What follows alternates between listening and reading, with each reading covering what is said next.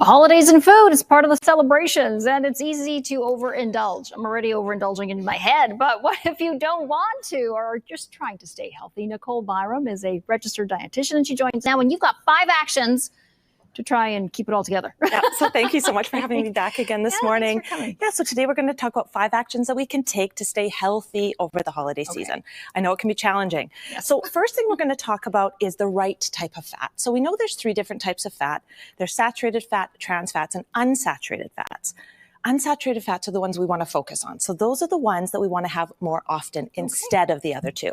So why do we want this type of fats? Because it's good for our heart health. It's good for our cardiovascular system, helps to keep our cholesterol in check and lower. So where do we find that type of fat? So over the season, let's focus on having some nuts out for guests. Walnuts and almonds are good sources of unsaturated fats, and walnuts are a good source of omega-3 fatty acids, which are really important, which brings us to the salmon. So salmon is also really rich in those delicious omega-3 fatty acids and really good for that heart health and good actually for bringing down our triglyceride levels as well. And of course, avocados, add those to a salad over the holidays and you're set with your good fats. Now I have a question just about the nuts. Do you want them roasted or unroasted? Does that change the chemical composition or do anything to them if they're roasted? The roasting doesn't matter. It's the salt content that matters. So unsalted is better because we want to make sure that your blood pressure stays in check as well over the holidays. Too much to remember. No, not at all. Okay, so very good tips on there. Yeah. And they are filling. They are filling. Yes, they are. Yeah, which is great. Okay, what do you have here? So here we have fiber. So most Canadians are not meeting their fiber needs. We need about 25 to 35 grams of fiber per day, which is sometimes feels a little hard to get. So I always suggest that we start the day with a good boost of fiber. Why do we need fiber? Well, it's good for keeping our blood sugar stable. It keeps that LDL cholesterol down. It helps our GI system run smoothly, and it keeps us fuller for longer periods of time, which helps to prevent those cravings that we can sometimes feel like over the season. So beginning of the day on these cold Vancouver mornings, let's start with a nice hot bowl of oatmeal with some berries and some flaxseed. That'll give you about 10 grams of fiber right off the top. You can add some chia seeds to that for another 4 or 5 grams of fiber. And of course, throughout the day, having lots of fresh fruits and vegetables, frozen works as well. Hummus is rich in chickpeas. Chickpeas are legumes, beans, nuts. Those are all really good sources of fiber. In particular, they're high in soluble fiber, which helps to bring down that cholesterol level as well. Again, all very heart healthy. Okay, really good. And now, is this the size of oatmeal you need? No, 3/4 of a cup of oatmeal. I've got a large portion there. 3/4 of a cup of oatmeal. That's like a whole day. That's awesome. Okay. No, I was a little ambitious with that one. No, it looks beautiful. We'll dig in. No problem. And hummus, very popular. Any other kinds of dips like that? Hummus is the one that I suggest the most. Baba ganoush is another good one. It's with eggplant, so it doesn't quite give you that soluble fiber boost that the chickpeas will, but another good alternative. We just want to stay away from the creamy dips. Oh, darn it.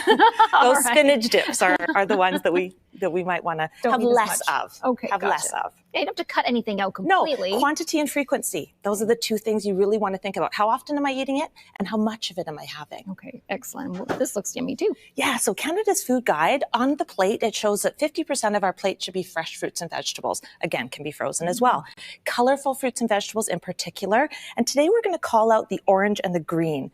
So why are we doing that? Orange and green fruits and vegetables are really high in folate, beta carotene, vitamins K and vitamin C. Those are important for our immune system. Over the winter months, there's so much illness going around. So we really want to keep our immune system strong and robust so we can fight off those illnesses.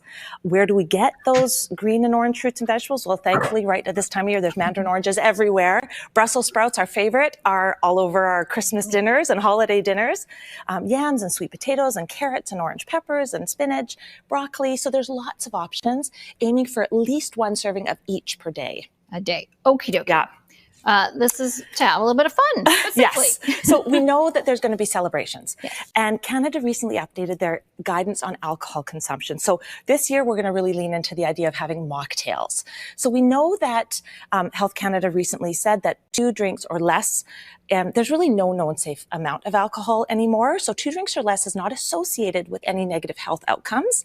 Anything that more than 2 drinks per week consistently is linked with increased disease risk. So we want to really be aware of that. And over the season, kind of lean into those more fun, non-alcoholic drinks. So I've got here some soda with some berries in a lovely festive glass. You can have soda with lemon and lime to make it really refreshing. There's lots of recipes for mocktails that you can find online, and you can just make them really fun. Yeah, you can. And also keeps you hydrated, which is really important as well when we're inside in the heat and maybe not getting as much water as we need to. Just trying to stay healthy and get your sleep. Yes, and get your sleep. Yes.